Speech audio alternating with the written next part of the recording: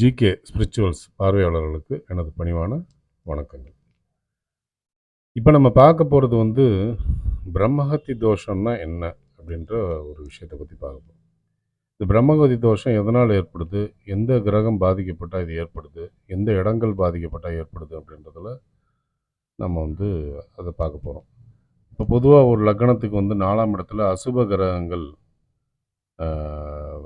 அங்கே அந்த அசுப கிரகங்களால் பாதிப்படைஞ்சு ஜீவனஸ்தானம் பாதிக்கப்பட்டதுன்னா பிரம்மஹத்தி தோஷம் ஏற்படும். அது மட்டும் இல்லாமல் குரு சனி சேர்ந்திருந்தாலோ அல்லது குரு சனி சமசப்தம பார்வையில் இருந்தாலோ அல்லது குருவோட சனியோட விசேஷ பார்வையில் குரு இருந்தாலோ பிரம்மஹத்தி தோஷங்கள் ஏற்படும்.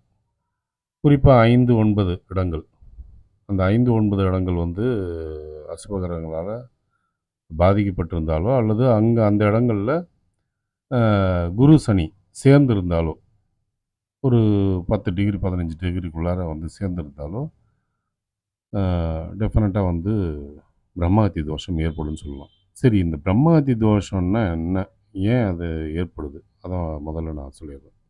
பிரம்மஹத்தி தோஷன்றது நீங்கள் போன ஜென்மங்களில் உங்கள் தாய் தந்தையரை புறக்கணிச்சிருக்கலாம், ஒரு சாப்பாடு கொடுக்காம நீங்கள் விரட்டி அடிச்சிருக்கலாம். அதே சமயம் பசு வதை பண்ணியிருக்கலாம். அதே மாதிரி இறைவனை ரொம்ப நேசிக்கிற அல்லது இறைவனையை தொழுதுட்டுருக்கிற அடியார்களுக்கு நீங்கள் தீங்கு பண்ணியிருக்கலாம், ஞானிகளுக்கு தீங்கு பண்ணியிருக்கலாம். அது இதன் பிறகு பார்த்திங்கன்னா பெரிய சான்றோர், ஊரே மதிக்கக்கூடிய மிக நல்ல மனிதர்கள், அவங்களுக்கு நீங்கள் தீங்கு பண்ணியிருக்கலாம். இந்த மாதிரி விஷயங்கள்லாம் நடந்ததுன்னா, இல்லை மனைவிக்கு மனைவிக்கு உரிய விஷயங்களை நீங்கள் செஞ்சு கொடுக்காம, அவங்களுக்கு உரிய மரியாதை கொடுக்காம, அவங்கள ரொம்ப அவஸ்தைப்படுத்தியிருந்தாலும் இந்த பிரம்மஹத்தி தோஷம் பிடிக்கும். இதன் காரணங்களால் ஏற்படுது. குறிப்பாக பிராமணர்கள்னு சொல்லுவோம். அப்போ ஏன்னா குரு நவகிரகத்தில் பிராமணருடைய அடிப்படையில் வரார். முதல்ல பிராமணன்னா என்னன்னு தெரிஞ்சுக்கணும். அது முன்னாடியே சொல்லிட்டேன், சேர்த்து சொல்கிறேன். பிராமணன்னா தன்னை யார் உணர்ந்தாரோ அவர் தான் பிராமணர்னு சொல்லப்பட்டிருக்கு. அப்போ பிராமணம்ன்றது பிறப்பு அடிப்படையில் ஏற்படுறது கிடையாது. அது என்ன சொல்கிறது, இறைவனுடைய தொழிலை யார் மேற்கொண்டு இறைவனை பற்றி யார் பேசிக்கிட்டே இருக்காரோ, அல்லது இறைவனுக்காக தொண்டு யார் பண்ணிக்கிட்டே இருக்காரோ, இல்லை இறைவனை மனத்தில் நிறுத்தி அவருடைய வாழ்க்கை முழுதும் யார் அர்ப்பணம் பண்ணுறாரோ அவர்கள் எல்லாமே பிராமணர்கள் தான். ஸோ அந்த மாதிரி பிராமணர்களுடைய வதை, அந்த பிராமணருடைய வதை ஏற்படும்போது அவங்களுக்கு ஏதாவது தீங்கு செய்யும்போது இந்த பிரம்மஹத்தி தோஷம் பிடிக்குது அப்படின்றதும் சொல்லப்படுது. இதெல்லாம் முன் ஜென்மங்களில் வந்த வினைகள் காரணமாக ஏற்படுற விஷயந்தான். அப்போது இந்த குரு சமசப்த பார்வையாக இந்த குருவும் சனியும் இருந்ததுன்னா, அதாவது 7ஆம் பார்வை எல்லா கிரகத்துக்கும் உண்டு. அது மாதிரி குருவும் சனியும் ஒன்றுக்கு ஒன்று 7க்கு 7 நின்று ஒருத்தர் பார்த்துக்கிட்டா இந்த பிரம்மஹத்தி தோஷம் சுலபத்தில் நீங்கும். அது பிடிக்கிறது மட்டும் இல்லாமல் நீங்கிறதும் சுலபமாக இருக்கும். அது ஏன்னா குருவோட பார்வையும் பதிலுக்கு சனி மேலே படுறதுனால ஒரு காரணம். மற்றபடி குருவும் சனியும் ஒன்றா இருந்தால் பிரம்மஹத்தி தோஷம் ஹெவியாக இருக்குதுன்னு சொல்லலாம். அது பரம்பரை குறிப்பிட்ட இடங்கள், ராகுக்கு 5லேயோ இல்லை ராகுக்கு 9லேயோ சனி குரு சேர்ந்துருந்தால் உங்களுக்கு கொஞ்சம் ஹெவியான தோஷங்கள் ஏற்படும்ன்றது தெரியும்.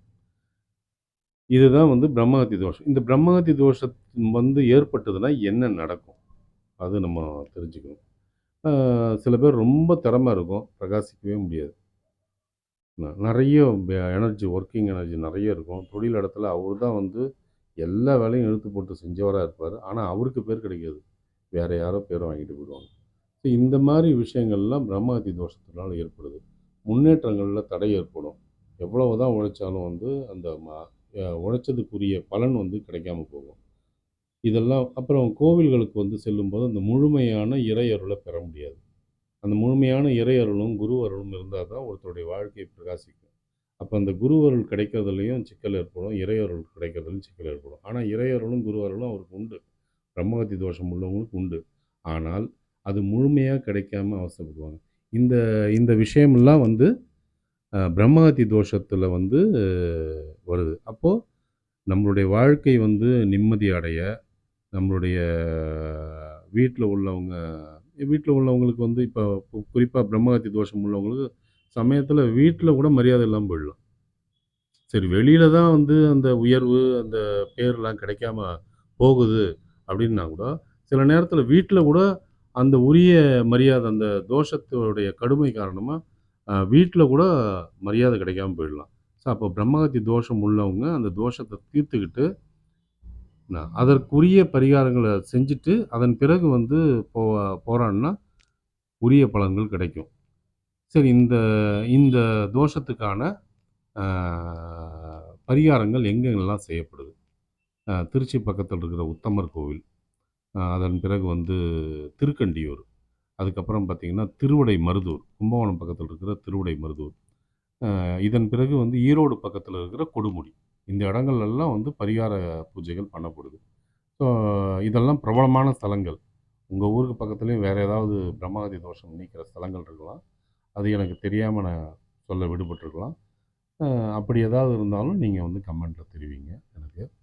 இது வந்து என்னன்னா, இந்த இந்த இடங்களுக்கு போயிட்டு நீங்க வந்து பரிகார பூஜை பண்ற நாள்ல, அன்னதானம் பண்றதும் அவசியம். அன்னதானம் பண்றது வந்து ரொம்ப ரொம்ப முக்கியம்.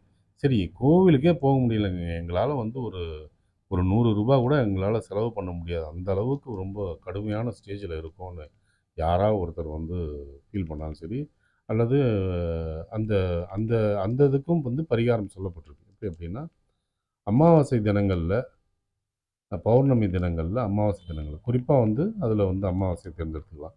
அமாவாசை தினங்கள்ல சிவன் கோயிலுக்கு சென்று 9 முறை வலம் வரணும். அந்த வெளி பிரகாரத்த 9 முறை நீங்க வந்து வலம் வரும்போது, இந்த பிரம்மகத்தி தோஷத்துடைய கடுமை வந்து நீங்குதுன்னு சொல்லப்படுது. இத அதனால வந்து நீங்க இந்த பரிகாரமும் பண்ணலாம். என்ன? இத இத செய்யறது மூலியமா வாழ்க்கையில உங்களுக்கு தேவையான உரிய மரியாதைகள நீங்க அடைய முடியுன்றத நம்ம அறுதியிட்டு சொல்லலாம்.